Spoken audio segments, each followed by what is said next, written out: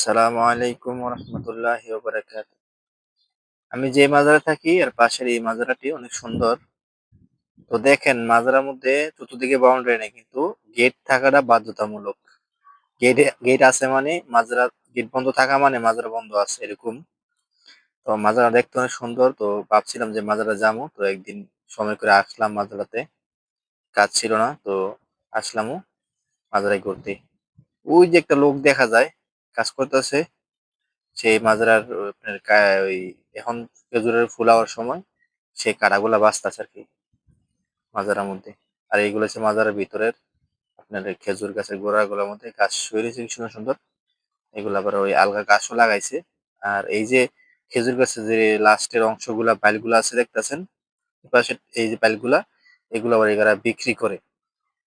শীতের মৌসুমে সৌদিরা এই বাইলগুলো আগুন লাগায়, আর আমাদের দেশে বলে না হাত ফোয়ায়, এরকম আগুনে হাত ফোয়ায়। এই মাজারের ভিতরেই ওই লোকে থাকে, এবং এটা হচ্ছে সৌদির বাদশা আর কি। বাসার ওই পাশে ওই লোকের লেগে একটা রুম বানায় রাখছে।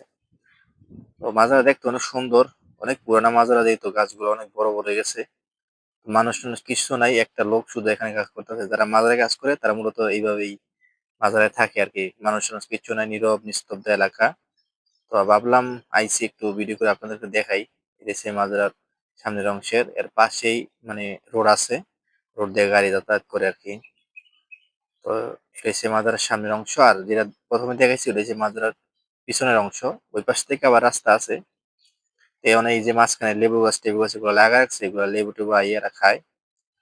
তো এরকম ভিডিও যারা দেখতেছেন অবশ্যই আমার কি কমেন্ট করে জানাবেন, এবং ভালো লাগলে লাইক কমেন্ট শেয়ার করবেন, এবং যারা দেখেন তাদের কাছে পৌঁছায় দিবেন।